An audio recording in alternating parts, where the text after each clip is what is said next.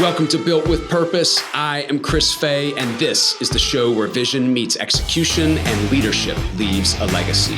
From design studios to innovation hubs and product lines to skylines, we meet the people building more than great companies. They're creating culture, driving impact, and shaping what's next. These are the stories and strategies behind how the world gets built with purpose. All right, everybody, welcome to Built with Purpose. Today is another awesome episode. I am super excited. My name's Chris Fay. I'm the host, and today with me is my buddy Raj Alva.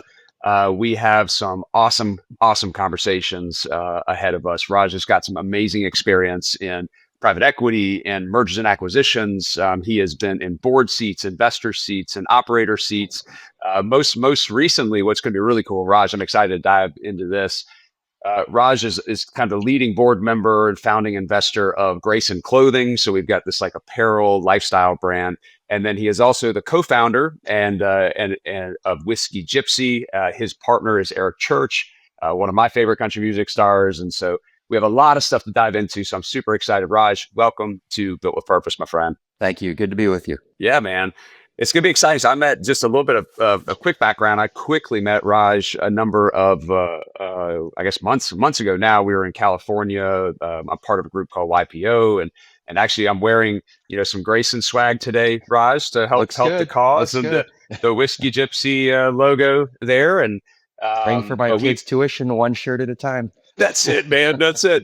This might get like I don't even know. This gets like a library. I guess they don't have library books anymore, but this might get something. So we're contributing to Raj's family plan. Yeah. But no. So anyway, we met and have kind of stayed in touch a bit. I live in South Carolina, so Whiskey Gypsy just got into South Carolina, and so we're excited to see them succeed there. And then I got to see Eric Church a couple weeks ago, and so Raj has just been on my mind, and I'm glad you're here. So Raj, first off, I have to just kind of just generally start. My NCAA bracket looks pretty bad, pretty bad. I got nobody in the fight. I know that you are a Michigan guy. You moved from India to Michigan, and I was going to sit here. I was going to be like, well, gosh, who do you have in the Final Four?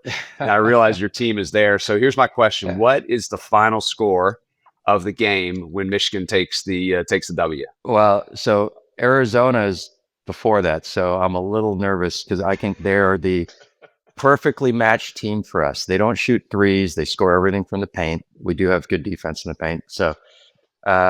If we get by Arizona, I think we win. I mean, it's going to be interesting with UConn and Illinois, but we've beaten Illinois this season a couple times. So win by 10, maybe 80 to 70. All right, I'm writing that down. We're gonna post that on the show to see if you how close you are. But obviously, you got to get through tomorrow night's game, so we'll see. I think tomorrow night is the championship, but who knows? You never know in college basketball. So. Well, what'll actually be funny is when this episode will air, we'll know the answer to the question. So you're either going to look like this. So can I go back and change it? We're not editing it out, man. We're taking it just as is. So Raj, man, I'm super interested to learn more about your story. I mean, gosh, you've done so much amazing stuff. I want to definitely get to the Whiskey Gypsy conversations, kind of the Eric Church tie and everything you're doing today. But just, take us back a little bit, man. I'm super interested about your kind of immigration to Michigan and how that grew into where you are today. So give us kind of the high level, man. I'd love to learn more. Yeah, happy to. And it's kind of a long story, but there's some things and I think all of our backgrounds that make us who we are. Mine probably a little more than most, just because of how different it was. But I moved here in the mid 70s. My dad was an engineer. I was born in the south of India, a town called Mangalore. It's more of a rural farming area, and it's now become the educational capital of India. There's more engineering colleges in my state than in the entire United States. Jeez. But at the time, it was more rural. My grandfather was a farmer. And so we didn't have a lot of money. We weren't poor, but we didn't have a lot of money. And my dad decided he wanted to move to the U.S. And that was back at the time where the immigration laws had just changed. And if you had a professional degree and you got a job, you could come over with a green card and your family could come over too. So my dad came over here with $1,000 it was the end of 73, beginning of 74, I think, if I remember right. landed in JFK, stayed with friends of friends on their couches, went from New York City up to Buffalo and Syracuse, dropping resumes off. I remember him telling me he went to Kodak in Rochester, and there was a window that said resumes, and he went to put it there, and the woman shut it when he got there because it said out to lunch, and he just missed the window by a few minutes. So I could have ended up living in Rochester. And then he went down to Pennsylvania and up to Ohio and back up to Michigan, and that was when GM was still kind of humming. That was the tail end of it, but ended up getting a job in Saginaw, Michigan. Of all the cities, I don't know how he picked that one because Saginaw has been one of the most dangerous cities, I think, 2 times out of 10 years. When GM was big, it was a great town. But so I ended up growing up in this town, Saginaw. It's a sister city to Flint. It's right next to Flint. Okay. Yep. So very similar towns. And my mom went back to school, got a degree. So then we had two incomes. When we first moved, we lived in this area called Waterside Apartments. It was all Black and Hispanic. And, here's this Indian kid with no real English skills, trying to figure out where the hell I am. And it was a great experience. I mean, I'll tell you, living in that area where everyone didn't have anything, we just kind of played around. It was formative for me because I didn't feel different. Then my mom got a job and we moved to the other side of the nicer area. And I was one of the few minorities. So it was, it was interesting. I'll just leave it. It's amazing. Like you think about like kids. I mean, they actually demonstrate sometimes how we all should be living our lives. You put just a bunch of kids from different backgrounds, and they kind of center around play. And man, like they don't care. They don't care who they're with. They don't care. You know what I mean? They don't see anything, right? They don't see anything. Right. I try to teach my kids that because they're mixed. My wife's Norwegian background, but from Boston. Okay. And you can't really tell when you see them. As she likes to say, they're ethnically ambiguous. So people, are they Hawaiian? Yeah. But, blonde hair and dark skin. Oh gosh. But, so, a couple of things happened. One, I decided I did not want to be poor. Having seen, we went back and forth to India every year as a kid. And I remember sitting there, and we didn't have a lot of money. I think at the peak of my parents' income when I was living at home, they were making 80 grand a year, maybe 70. And my dad was working overtime every day. My mom was working overtime, and I was basically raising my little sister who was born here. Where there's a 5-year age gap. But, we had doctors around us. Everybody had nice cars when we moved to the other part. But we kept going back to India. And what stuck out to me, and I still remember this, I was probably 9 years old, 10 years old, and I had a couple dollars in my pocket. My parents gave me, and, I'd converted it to rupees. And there's all this poverty. You see it, kids on the street begging, Bombay, where we had a house. So the other part I didn't say, when my dad left to go find a job, I lived with my mom for 3 or 6 months. We had a 1-bedroom apartment with a squat toilet. I mean, I used to go back every year to see that when I'd go back, just to remind me of where I came from. But so I would go back, and there would be kids, all this poverty, and I would just say to myself, why did I make it out of this, and why are these kids here? It's just the way I was born into the right situation, and it gave me a sense of appreciation for where I was, and I wasn't going to let that go, that opportunity. And that, I just always have felt that, God had given me something that, I'm not going to blow. And, it reminds you how fortunate we are when we're born into certain situations, right? Versus other kids who aren't. They did nothing to be in that spot. Yeah. It's also why I do a lot of children's charities. I mean, so that was very formative for me. And, Raj, it seems like, sorry to interrupt you on that, but it seems like also, because I feel very much the same way, is that, God's blessed me with this amazing life, and a lot of it I haven't earned, and a lot of it I have. And I almost feel, and I kind of hear you saying this a little bit, but just in my own words, I almost feel a sense of responsibility 100%. To use the gifts that I've been given and this life that I've been given to not squander it away, to make sure that we can do something impactful. Completely agree. I will be very satisfied with my life if I leave it with children who are appreciative and good people, and I've given back and helped other people, have that same opportunity. I mean, that's really what I feel like we're put on this earth to do, right? Is make it a better place for everybody. So I totally agree, and that's why from an early age I started working with charities and children's charities, and I have a funny story about that. It reminded me that in my first job after undergrad. So I kind of had that drive to succeed, and then I learned from all the experiences I had. So there's a lot of racism, so I just kind of try and gloss over it, but I can't. It gave me a chip. I always say I'm going to come back to Saginaw and I'm going to show these shits, excuse my language, what I'm going to accomplish. And then I taught myself tennis at a young age and got really good. And my parents saw it, and somebody told them, you should send them to this private club and take lessons. They'll let other kids that aren't members play. So I was taking lessons. I was beating a lot of kids, and I got really good. And was ranked in our region, and it gave me a lot of self-confidence. And it also taught me, and I think sports can do this for every kid. It taught me hard work, how it pays off, right? You practice and you have drive and you have confidence, and you see how that pays off in the end result of your work product, your sport. And so it really taught me that. And my grades got better. I went from an average student to a top student. And so I ended up applying on a whim to Michigan. Not a whim. I applied to Michigan. It was Harvard. I applied on a whim. Shot in. Ended up graduating at the top of my class. Started pretty bad because I went to a public school, and all these private school kids just wiped me. I went into all these advanced calculus, advanced bio. I was math student of the year in my high school, and these kids had done everything we were doing in junior year high school. Yeah. So I had like a 2.7 my first semester. I panicked. I quit drinking. I stopped drinking caffeine.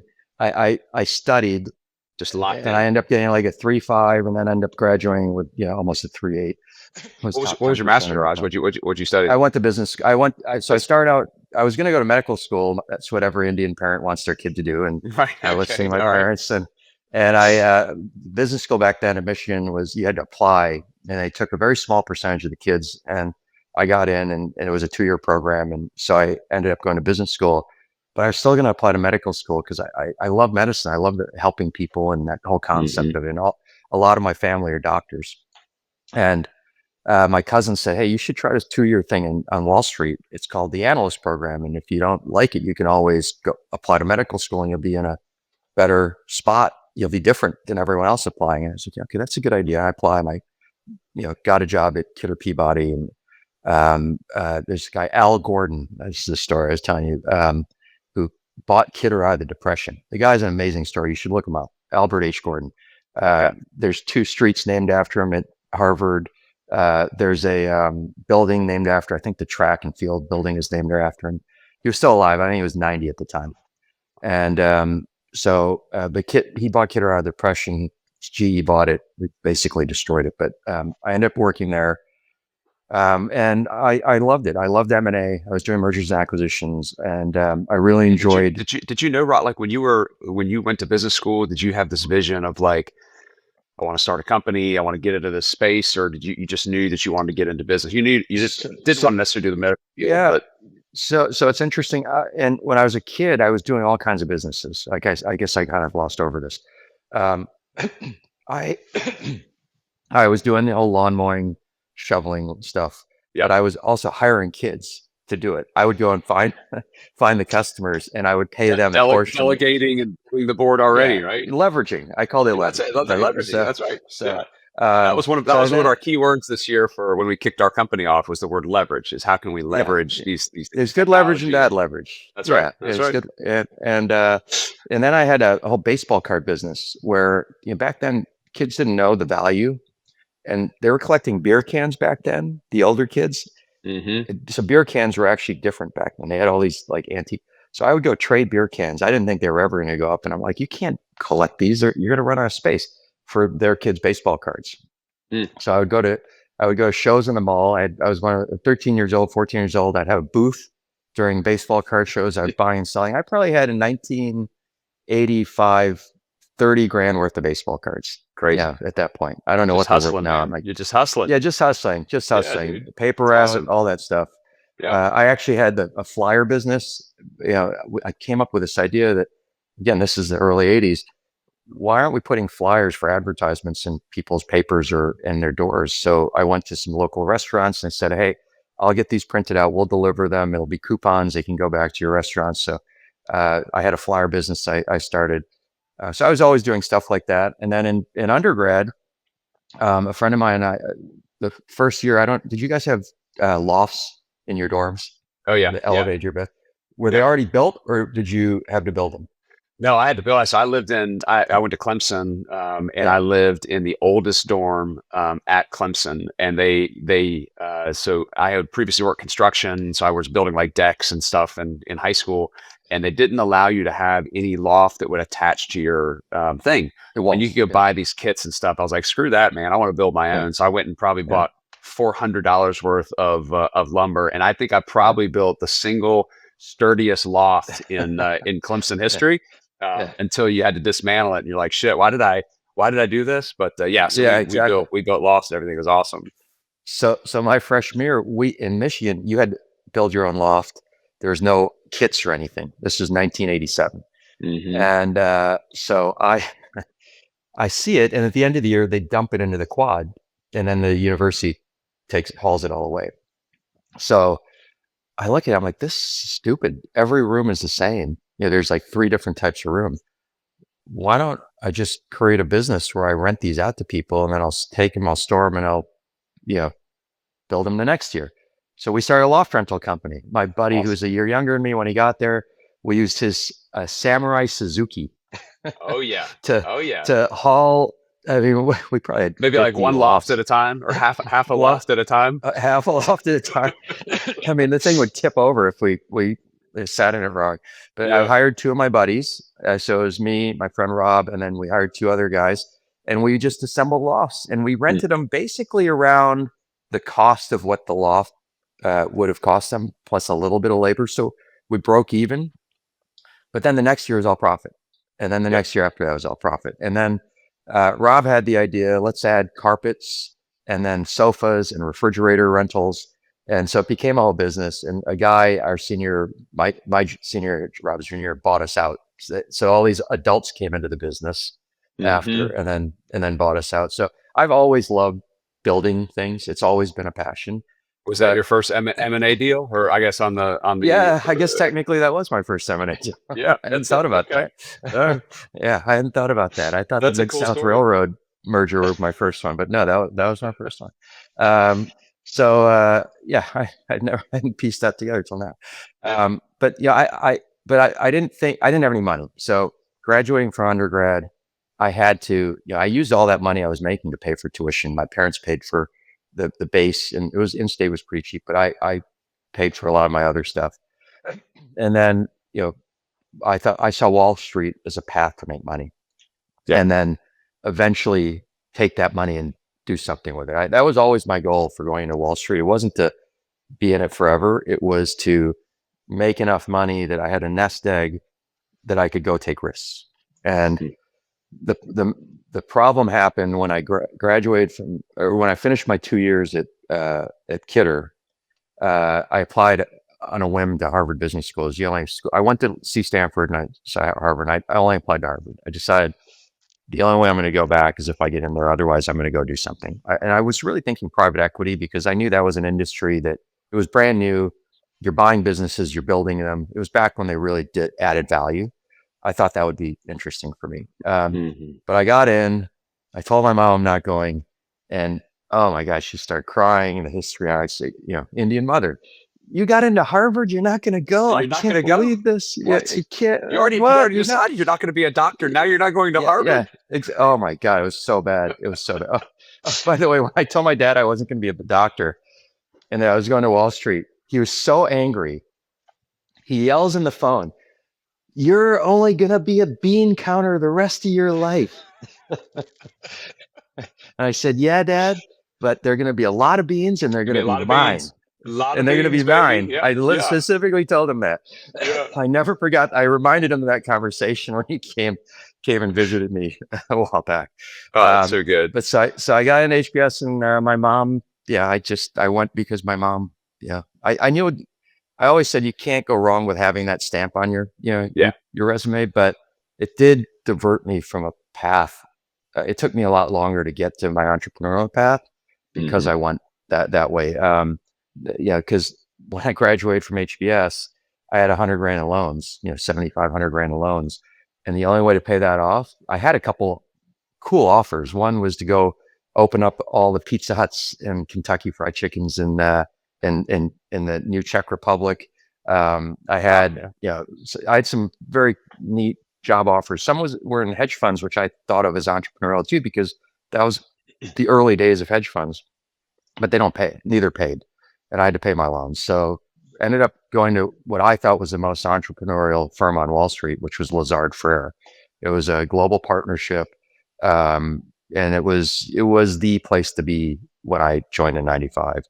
And I kind of got the golden handcuffs. I made more money my first year there. It was a half year than my parents made in 2 years. And then I paid off all my student loans, my first full year bonus. And I remember they told me what I was getting, and they were expecting me to complain. And I actually was like, oh my God, thank you. I'm so happy. I still remember their faces. They were like looking at each other like, is this real? Yeah. And I walked straight from there to the office of John O'Haran, who was one of my mentors. He worked with Catholic Charities, and I knew he did a lot of charity work. I said, John, I just paid off my student loans. I have all this extra money. I want to go do some charity work. What would you recommend? I had like 2 charities I really loved that I started working with. So I ended up doing it for longer. They were probably going through like bonus allocations. Like, look, man, this Raj kid, he's brand new. We're just going to kind of give him the bare minimum. He might be pissed about it, but who cares? And all of a sudden it's like, dude, this is awesome. Thank you so much. Exactly. Yeah, it was I still remember their faces. So just, kind of as you're thinking about, you talked to me earlier, and I love this, dude, because I am like so locked in with you as it relates to like your experiences define who you are, and like I think back to some of the lineage that's happened in my past, and it's maybe who I am today. You mentioned not wanting to go to HBS. You went there kind of for your mom. This is maybe a stupid question to ask, but in hindsight, it definitely did delay you in getting to your entrepreneurial, but it probably armed you with amazing relationships and all this sort of stuff. Was that the right path? Like, do you ever go back and say, man, I wish I would have actually gone into something different, or is it just hard to? I wish I would have done something different. Here's the thing. I love HBS. I think it's an amazing school. I was one of the youngest kids there. So I graduated high school at 17.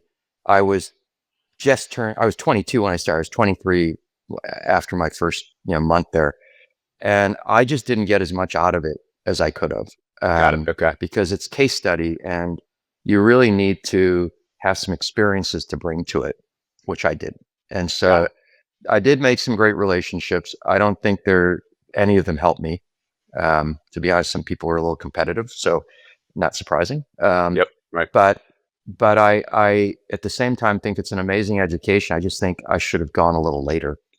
Gotcha. Or had like some work experience and then went some work experience. Yeah. And so if I would have maybe gone into the private equity world, gotten more so in M&A, I learned a lot. I approached it differently than a lot of my peers.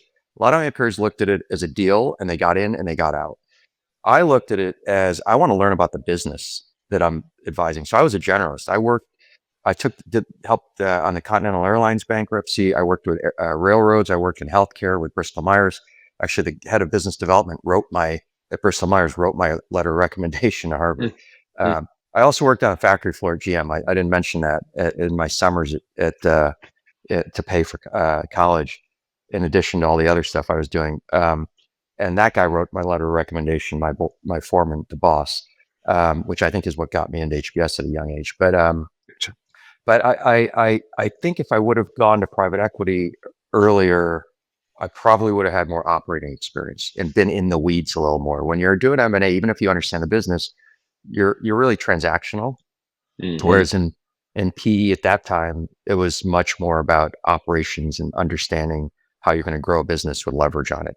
So I think I could have done a lot better if I did 2 years of that and then went to HBS. But Yeah. you can't look back. I truly believe you can't. You only look back to say, what can I do differently going forward? Right. You can't fix the past, right? No, I So agree. Or what can I advise others and coach them? And yeah, I think yeah, that there was the whole conversation I had with somebody one time about, sometimes when you're in the heat of battle, you think about these experiences being a good experience or a bad experience, but at the end of the day, they're still shaping you to who you are, there's still right? And you, experiences. Yeah, they're right, all right, and you get the good stuff out of it and the bad stuff out of it. You yeah, learn what to do and what not to do, and that's right. yeah, really interesting. That's right. Yeah, you take you take the learnings, and so yeah, I could have probably waited a couple of years, but I didn't, and I'd made the best of it. And Lazard had a entrepreneurial culture, so they let me be a generalist. The guy who hired me ended up being the CEO of Lazard. Wanted me to be the healthcare banker with him. I said I'm not doing it. They could. I mean, I've always marched to my own beat, my own drum. And I said no, and they couldn't believe I said no. But I knew I was good at what I did, so Mhm. I said, "Ken, I'll spend half my time with you. The other half, I want to be a generalist." So I wanted to learn about industries, and I wanted to learn about businesses that I might want to spend time in. And so I've done the gamut in M&A of deals, chemical deals, biotech deals, railroads, you name it. I've worked on it, and some consumer as well. So it was good because I walked out saying and I think every business, bar a couple, has application to other businesses. Mm. So it ended up being a good learning experience. The only problem was it lasted 15 years. Yeah, right. Um, but and I finally got into, because in PE you can't get into PE early in your career. You either get in early or you get in at the end. And I got in at the end. So after 15 years at Lazard, a couple of years at Credit Suisse, we went public at Lazard, and I was an IPO partner. Credit Suisse bought my equity out. I was there for a couple of years. I tried a big firm, wasn't for me, and then I went to PE. And Gotcha. then and by that point, PE had changed. It was less operations and more transactional as well. Yeah. So after a few years in Which it that, still seems today like, and that seems like yeah, I mean, obviously in our environment in tech, I mean, PE is just all over the place, and there's this fear yeah, that people have about, and if you're the employee or the operator yeah, or leadership team, this yeah. fear of what PE has become, and I think to the folks that are maybe not as experienced, or they have some experience there, it's gotten a pretty negative name in some, at least in some of our industries. I yeah, I think it's overly negative in in some respects. I always say it depends on the firm and the partner at the firm you're Right. working with, Yeah. because they can add a lot of value. Where I have a knock on it is they have fund lives, Yeah. and they have to manage a company based on that fund life, right? It's changing a little bit. There's continuation funds, but if you have a great company, I don't want to sell that. I want to keep it, right? Right. But if I have a fund that's tail end, I have to monetize it and sell it to the next guy, and so you can't finish what you started. That's the knock I have, and then you got a lot of young kids who are in the business who think they know more than the operators, which drove me nuts. Yep. Yeah, Yep. a 30-year-old kid telling me that the CEO doesn't know what he's talking about. I'm sorry, he does. Probably does. Yeah, you just don't see it yet. I think it's gotten too broad. In the early days, there's too many of them, too many firms. It's become a little bit commoditized, but the good ones are really good. And I Yep. think where I was at New Mountain, they were very good at what they did. They were business builders. It was all about buying smaller platforms and growing them. And we had a bunch. The reason I met them is I brought them a deal that we've been talking about, and it was called Mallinckrodt Baker Chemicals. And one of my old clients, Fisher Scientific, I don't know if you've heard of Thermo Fisher, but I did all the deals with this guy Paul Meister to build Fisher. It was $1 billion company. It was $12 billion when we sold it. And they'd been looking at this asset. We merged with Thermo, and it was still there. And I said to Matt Holt, who's a good friend of mine, ended up running at P at New Mountain, you should look at this business. It's a great little business. It's underappreciated. So we bought it for 250. At its peak, it was worth about 20 billion. Please. We built it up into this real real platform, and it was a unbelievable success story. And then they had multiple, a lot of maths doing, but they had multiple deals like that, 250 million, $500 million investment sold for 5 billion.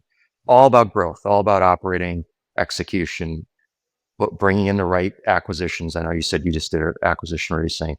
If you really have a good vision for a business long term, and you have good PE partners to help execute it, that's the fastest way to grow. Yep. Hard to do organically. So yeah. So what got you into? I'm just this you kind of in this PE space. You got this amazing experience. I mean, you've seen, like, and I think it's pretty interesting, the generalist model. You've seen all sorts of businesses. Yeah. And then you kind of get into the two, I guess the main ones you're involved today with kind of this Grayson clothing brand, and then the story of Whiskey Gypsy. Yeah. I mean, how did you get in those spaces? What's that been like? We talked a little bit before, like in the warm up, about this idea of being kind of board member, investor versus operator, and like, what's that experience been like? So I'll start with how I got into it. Golf. It's been crazy how many people I've met through golf, and not intentionally, but it just happens. And Grayson was just fortuitous. I was investing in deals on the side, so I had an exit plan all along to leave banking, private equity, and start doing things more entrepreneurial. But I knew if I invested with friends who were doing it, who would let me watch the process, I could learn for myself. It was a low risk way of learning the entrepreneurial process, right, in a bigger way. I'd done it in this little deal, stuff in college. So I invested with a friend who was starting a private equity fund in a Dunkin' Donuts franchise business. There's 12 businesses. He was kind enough. He was a business school classmate, year younger than me, and he was kind enough to always keep me up to date. I call him and say, okay, why are you doing that? Why are you doing that? So really got to understand the nuts and bolts of how he built that. It ended up being 65. I think we took 5 times our money out on that deal alone. But learned from that. And this is all while I'm in banking and private equity. And then right at the beginning of my private equity life, I met Charlie Schaefer, who was our founder of Grayson, on a golf course. I was playing, and a friend of mine I was playing with was getting divorced. His wife called and said, "You got to come home now." And he's like, "I got to quit." I'm like, "We're on the 3rd hole. It's the farthest point from the golf course." And he said, "I got to go." So he leaves, and the caddy goes, "What do you want to do?" I said, "Well, let's just play out to 8, and I'll go in and get a beer." So we catch up to this group, and one of the guys in the group goes, "Hey, this guy's from Michigan too." And they were letting me play through, and they said, "Why don't you play a few holes with us?" Ends up being Charlie. I start talking to him, and my friend Mike, who ends up being an investor with me, says, "Hey, he's starting a clothing company. And I know you followed the Peter Millar story. I've been looking at Peter Millar from the day they started, and I'd met with those guys to watch their growth trajectory and how they built the business, from sweaters to, everything." And I said, "Charlie, send me your business plan. I'll take a look." And, he was raising money at the time to start it. And I looked at it. We had a great phone call. I said, "Here's the vision I see for it. Do you agree?" It was basically using golf to get into the golf consumer to get into the broader market, because the golf consumer is a great pathway to build a larger clothing business, and or other businesses, deep pockets, very loyal. So he agreed, and so we were off to the races. I put the money in with a couple friends, and no one else wanted to join the board, so I raised my hand. I said, "I'll do it," and we built that thing from zero to it's a multi-$100 million business now. And that's 10 years. And so how do you? I mean, you talked about this when I met you maybe a month or so ago, or a couple of months ago. But how do you? Peter Millar is kind of like the predominant brand that's out there, and almost a little bit too much to some extent. But everybody seems to have a little bit of a monolithic feel to them. I mean, a little bit of a shift and change. But I feel like what y'all did with Grayson was something truly different. It's got a different swagger and flavor to it. Like, talk a little bit about that? About how do you differentiate in that crowded market? Yeah, so I like investing in markets that everyone else says you're crazy. So there's always an opportunity if people are complacent, and there's always an opportunity to disruption. To me, it's harder to go into markets that are growing fast and everybody, early stage and growing fast, there's too much risk. To me, what I saw at the timing of this was perfect. Peter Millar had just been sold to Richemont, and they were trying to go mass market. So they were kind of losing focus of what made them cool, which was they were a little more fitted, they were a little more fashion forward. Now they're going to the mass markets. They're becoming more standardized and complacent. Yeah. Ralph Lauren was Charlie ran RLX Golf. Ralph Lauren was getting out of the business. He didn't like golf for some reason. It wasn't big enough to move the needle for his big company. So there was a window there for Charlie's vision, which was a little bit more fashion forward, edgy. We were the first ones with hoodies. We were the first one with joggers. We were the first one with camo. Everyone's copying us, right? And so we brought the vest back. Unfortunately, all the Wall Street bros have killed it. I'm wearing one, but just for an ad. Have you seen that? There's a like an Instagram video of these high school, is there either high school or college kids making fun of their private equity dads, and all the dads. I'll have to send it to you, but all the dads have the bubble vests on, and they've got the tight pants and everything, and they're all walking around on their cell phone, and like it's probably all Grayson. Yeah, it could be. It could be. Yeah. So, but he had this vision, and then the plan was always use that to then get into the higher end cashmeres. We have dress shirts now. We have sport coats. When you go to Charleston, go by our store. We have these beautiful tuxedos. So it's now we've established the brand. We've established the quality. Now we're expanding it. Charlie and I negotiated a deal. Have you heard of G4, the golf shoe? Yeah. Oh yeah.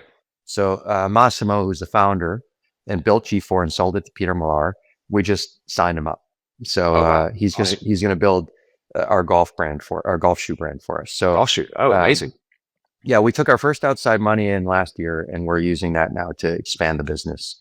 Awesome. And it was just a quick plug. I mean, you all opened the Grayson store in Charleston, I guess maybe a couple of months ago, and I went in there, and first off, like, beautiful store, man, like super cool. Yeah. Love the vibe of everything, and ignorant. I walk in, I think I kind of know Grayson's lines and everything, and basically what I thought I knew Grayson was maybe like 25% of the store.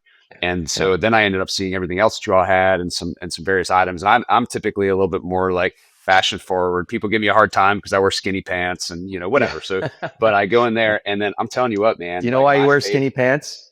Because you can. Because I can. Because you can. Yeah. It's all the guys talking smack that can't. They can't. I like to tell them you're fat. You can't. That's where we're from.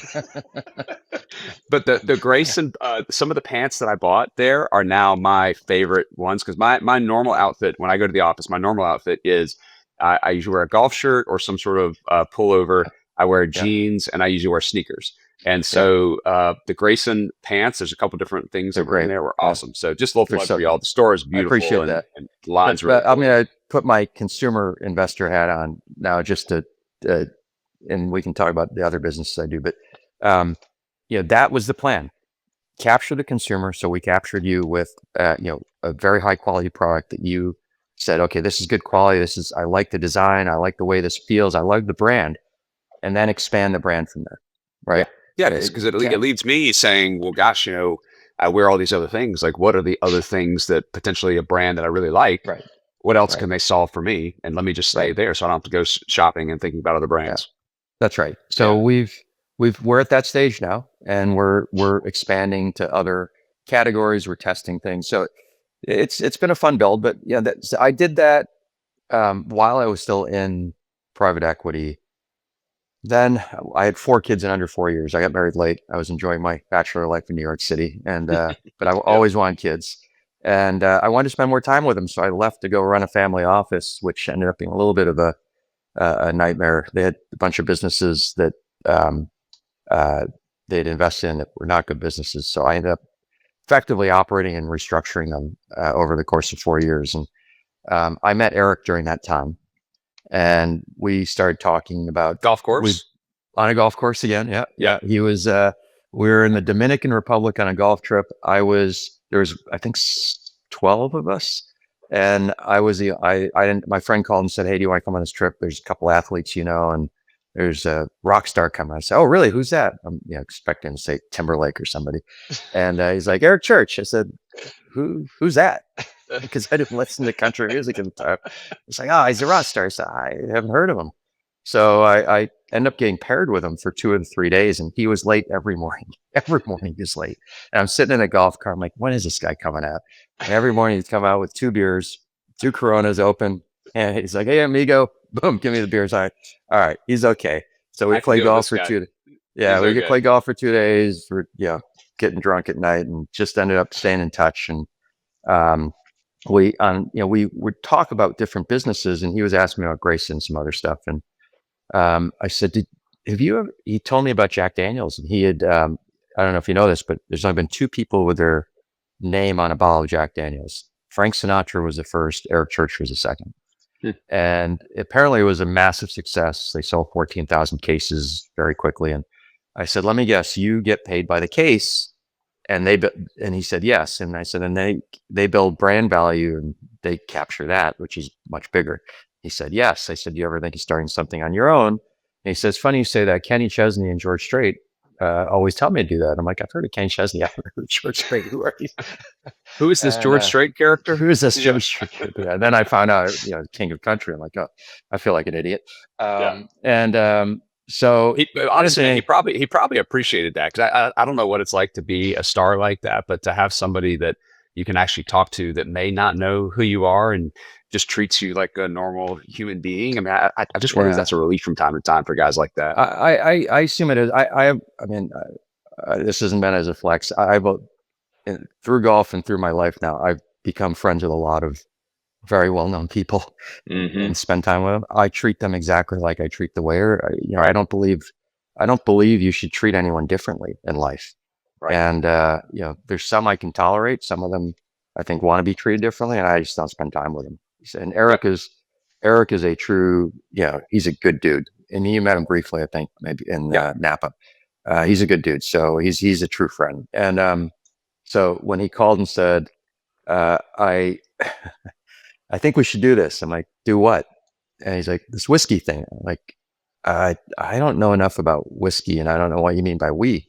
So I go, no, I think we should do this. And so I said, well, give me a few months and let me dig into this. And ended up finding out I knew a lot of people in the business that owned companies. Michter's, the owner, Joe Magliocco, is a friend. Guy who was chairman of High West and now chairman of Whistle Pig, was a friend of a friend. So I was able to do a lot of diligence and really learn. And I said, Eric, this is tough. The celebrity thing is not great. Every celebrity one I can find other than a couple has failed. And the only way this will work is if we don't make it a celebrity product, but we find something different in the whiskey industry. And I said, what I do like about whiskey, and this is going back to my thing about disruption, is every time I ask somebody this question, why do you do it that way? This answer was always the same. That's how we've always done it. And I love hearing that. I love hearing that, because that tells me, well, now if we can find a way that's different, that is just as good or better, then we are going to be differentiated. So we hired. There's a high propensity they're going to continue doing the same thing over and over as well. They're all now. Well, you look at Grayson and the clothing. Everyone's starting to copy us now, right? They're doing camo. They're doing. But you're the leader now, as opposed to the follower. And so we decided we're going to hire a whiskey maker who was different. And we hired Ari Sussman, he's a mad scientist. The guy is unbelievable. And we came up with products that no one's done before. Our first product, most people start with a low price product, flood the market, build a consumer base, and then add high price products. And I said, why do you guys do that? Of course, we've always done it that way. And I said, that's consumer businesses. Mercedes didn't start with a C class and then go up to the S class. You don't start with a Yugo and move up. You start top and move down. And I said, we're going to start top, build a halo, show people we can make a great product, and then start releasing things underneath it. And so we came out with a $200 bottle, which everyone thought we were nuts, but it was the first time anyone had ever taken single grains and blended that were aged separately and blended them back together into a bourbon mash bill. And we ended up winning double gold at San Francisco World Spirits, which is the biggest championship in the world. And we were off to the races. And then we, started releasing the next tier down, which was 70, still premium, then our 40, which also won double gold. And that one's different too. We used Cherokee White Eagle corn, which was a corn that was used by the American Indians when they were making spirits. So it was an interesting path to entrepreneurship. It's, it kind of just happened. I was planning on it happening, but it just happened kind of organically. And I've got other businesses I'm invested in that I'm getting actively involved in. I actually have an AI business. I'm probably going to be, I had one in healthcare. We sold it. I'm about to get into another one. So it just kind of happened organically. I'd made enough money to take the risk. But yeah, I'm like any entrepreneur. I've got, well, not like any, I have a little bit of ADHD. I like to do multiple things at once. It's how my mind works. I don't like doing one thing for a long time. So I have a bunch of businesses that I'm now, running or invested in part of on the board. So, so what's your, I mean, just, and I think I know what you're going to say to this, but I'm curious what you're going to say is, like, you've probably been in a variety of businesses that is beyond anybody else's experience, or the average individual. Like I've been in construction and technology. Those are kind of my two lanes, and that's where I focus my energy and effort. But just like, you've had this like crazy diversity. But if you think back, is one the most fun or exciting, like this idea of creating a product like Gypsy, or supporting a visionary in Grayson, or being in more of a traditional like high volume or specialty AI and tech? Is there one that just kind of strikes you, or do you just really love the diversity? I love the diversity. I will say there's something for me personally when I build a business that people say, I love that product. Yeah. That really makes me feel good, because I know it's harder in AI for someone to say, I love that product, right? Yeah, right. But that consumer of saying, because I'm a consumer too. And when people tell me how much they love Grayson or how much they love Gypsy, I get pride because I know I did something right. I'm not a person who wants to just make money. It's about more than that. It's about building something that has a legacy and that you can feel proud of. And I think anything I do, that's got to be the table stakes. So I really love consumer for that reason. Some of the tech stuff I'm doing, it's not as much fun. But I enjoy it still because it's building a business. It's just not as much, I don't get as much pride out of it as I do when in the consumer side of things. And by the way, Grayson, I get to go on all these, I play golf with John Rahm and Cam Smith, and you can't get that in AI. Yeah, right. You get some great experiences. Like, I just worked with the number one, AI vibe coder in the world. It's like, oh, okay, I'm not sure who that is, but yeah, exactly. No, it's funny. I think about my experience as well, Raj, and I'm probably more motivated by growth and change and seeing things. I was a project manager by trade, so kind of having an idea and a vision and kind of putting the plan together to get there. But in some of our spaces, when a customer's like, you guys just did a great job, or when an employee's like, I love working here. Like for me, that's something, that's something special. That's the feeling. You're like, okay, we're doing something right. We're making change. And I think that, being kind of inspired by growth and change, you just sit there, you're like, when you get to witness that actually happen. And I'll tell you, man, one of my, like, I can't do it now because I got too much other stuff rolling on, but one of my, like goals in life is potentially with my boys is to create some sort of lifestyle brand, some sort of consumer brand. We've got a couple concepts that are on the shelf right now, and just to try something. Well, let's talk offline on that one, because I will discourage you from doing it. It's not easy. Good. There has to be a window. There has to be a window. Right. But I you pointed something out. I actually do love the employee side. I had a text from someone yesterday who works at our whiskey company. She was one of our first employees, and she's texted and said, "Hey, I just want you to know this is our 5th year anniversary working together when you first called me." And she said, "I've learned so much from you. I can't tell you how much I enjoy working with you." This morning, I got another text from another woman who works with us saying how appreciative she is of me because I gave her more of a bonus than she is expecting, and how much she loves working with me. That is something I also really value. I mean, you can't, having each business, having the right team around you, that you feel like you're all working together as a team and growing the pie, not just your share, but everybody's share. that's something you can't, put a value on. Yeah. And it gets back to the, childhood values, right? Of feeling like you're going to do things the right way. You're not greedy. You appreciate people and treat them the right way. If you do that in your companies, I think you end up surrounding yourself with the right people with the same values too. And that's I agree. something that, I'd rather do that. I'd rather be in an average company with success-wise with that versus a really successful company with people who are just jerks.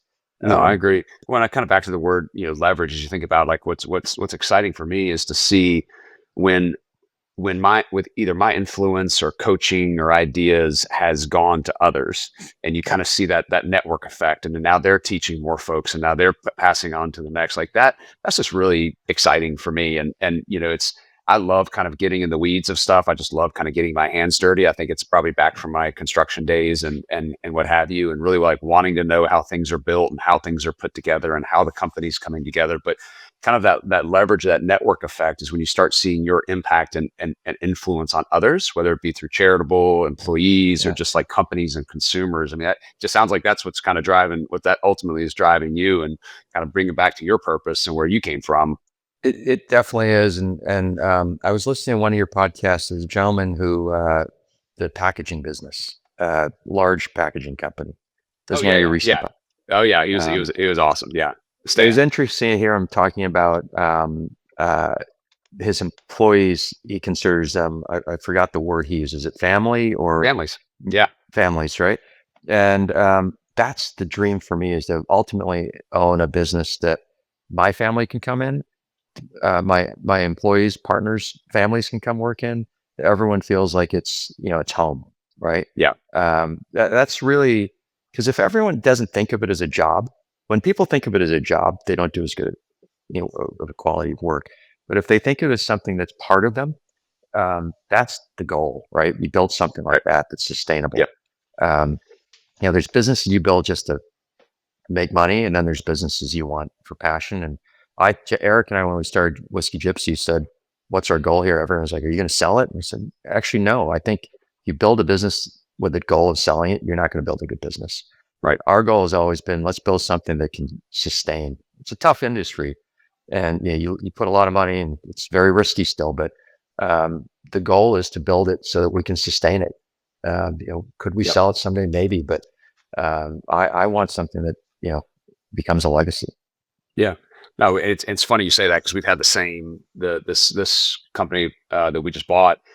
They said that the best thing that the employees felt when we announced it is that we were not private equity owned. And again, nothing against private equity. It's lots of really successful individuals, and I've had friends that have worked very well kind of in that environment. But kind of the fund life and purpose built to sell, like that in this organization in particular, because we're very heavy culture on our side, they're very heavy culture on their side, and it gave them this sense of, okay, this individual, this company, Chris and this team are not coming in with the intention of trying to build a company to sell.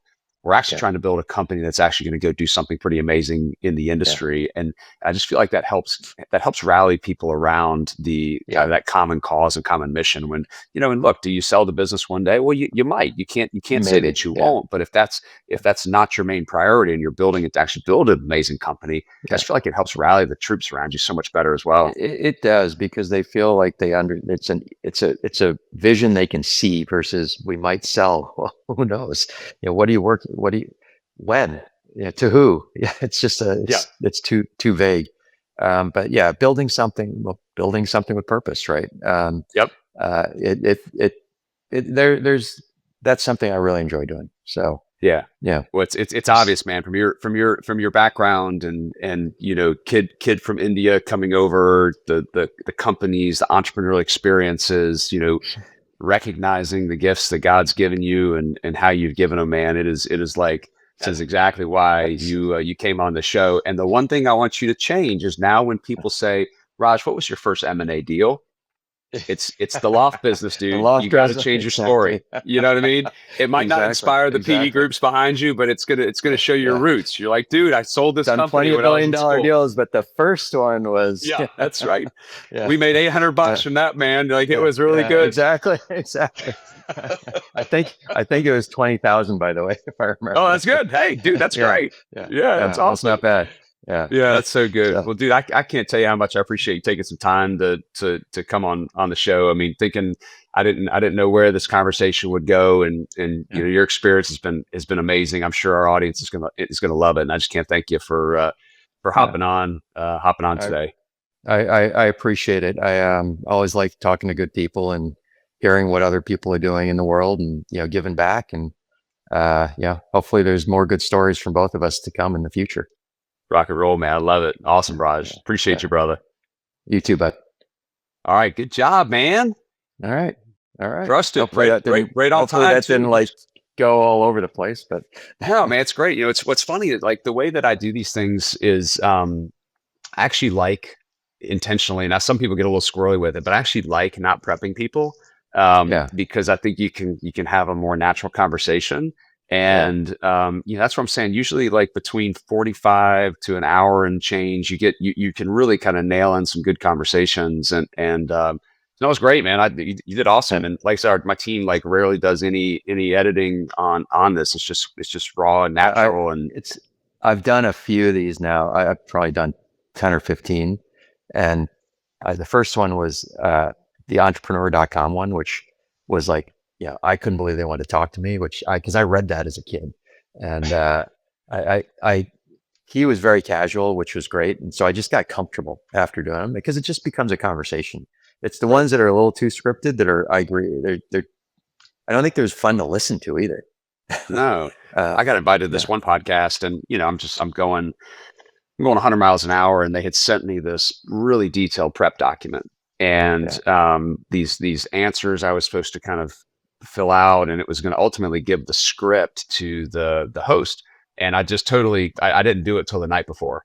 And so I hop on the show. She's like, "Hey, Chris, I didn't get your prep document."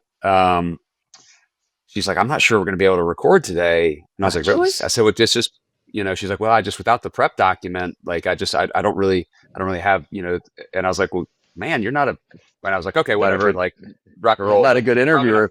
Probably not the right gig for you. Yeah. Yeah. When you can kind of forget that you're talking to, that you're on a podcast, you just have a conversation. And like I said, I'm pretty selective and just trying to find good people that will resonate and have good stories. And man, I just do this for fun. I started this because I talked to so many people like you through, my network and my YPO groups and others. And I was like, I would love to just share some of these conversations with my team and my family and my friends, and they just need to be heard. And so I was like, I have no interest in monetizing it. I have no interest in advertising. I'm a terrible like self promoter of myself, and but I'm just going to record them. And the people that want to listen and learn, and then they're the ones who can do it. And it's a lot of fun. You had a short one on sales. Was it sales marketing, leadership?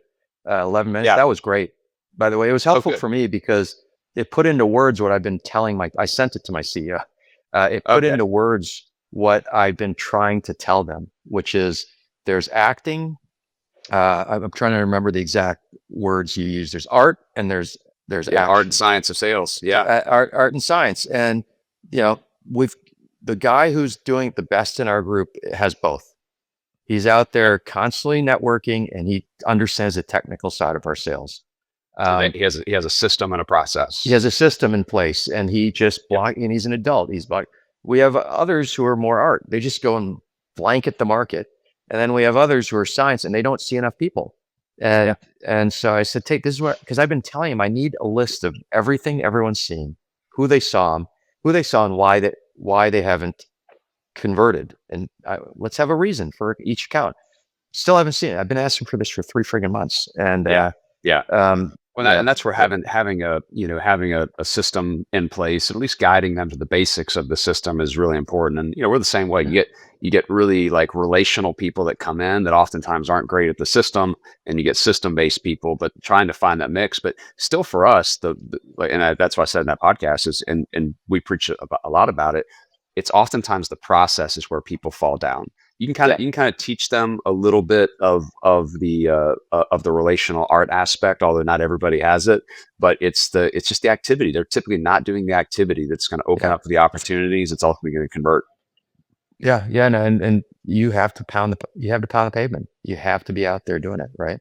Do you have a CRM in place? We do. We do. It's not a good one, so we need something better. We're tiny, right? I mean, we're not that big yet. So, just try. I actually have a call at 12 with this group that's using AI to kind of automate a lot of the things that I'm trying to get done on the marketing side. So, I'm trying to use technology to kind of get over this hump of being small and inefficient.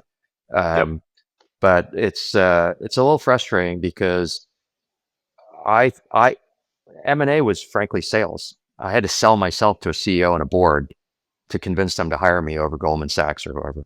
And I had a process. It was, okay, here are the companies I'm seeing in the space. Here's the order I'm going to see them, because each one I'm going to learn something else about the next. And then here's how I'm going to go back. Have I seen them in the last quarter or called? Am I going to, check in? Saw a news article. Did I send a note? I mean, it is organized. It's got to be an organized process. It's not just random. So, well, if I can help you in any way, man, one of the companies is a Salesforce business. We focus mostly in the construction and engineering and manufacturing space, but our products are built on Salesforce. And I'm also, for smaller companies, I'm a big advocate of HubSpot. Just kind of all in one. I don't know that. So HubSpot, what is HubSpot? Is it used in the spirits world or not?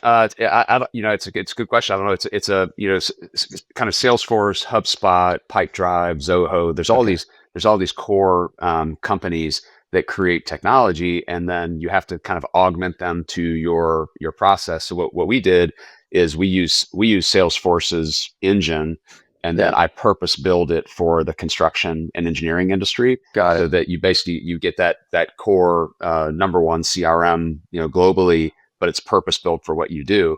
But all of these are very malleable in building for what it is that you do. And I would think in your process, if you're trying to drive a sales process and accountability and having just very clean dashboards, it's not the things you're doing in spirits are not significantly different. It's just following a path. And then for us, it's really what is the path by which you bring a customer through, and then what is the required information that you want to gather at each stage of the path. And then you just put that in the system and you hold the team accountable to that. So there's some very core foundational things. HubSpot is really good for small teams. It's easy to use. Salesforce is much more enterprise, but it can be built for a small organization. So anyway, just for the cost of Salesforce, I assume is much higher than HubSpot. It depends. For a Salesforce is a licensing individual user model. Depending on what you do in HubSpot, it's a contact model, so they'll charge you by number of contacts or users. Okay. I would probably hedge to say you could get started in HubSpot less expensively, and HubSpot you can get kind of the CRM aspect, you can get the marketing aspect, a couple different modules all in one. I'd say you probably get started there. And then you'll see kind of as your company grows, that's where the kind of the power of Salesforce and everything comes in. There's some neat AI technology that both are working through. So anyway, if you're, I'm happy to hop in, and I might ask you to hop on a call with my CEO and myself to figure out. 100%. Happy to. Okay. Awesome. Okay, thanks for joining me on Built with Purpose. If you have enjoyed today's episode, subscribe, share, and leave us a review. It helps more bold leaders find the show. For resources and show notes, visit our website and connect with me, Chris Fay, on LinkedIn. Until next time, keep building great companies, cultures, and legacies with purpose.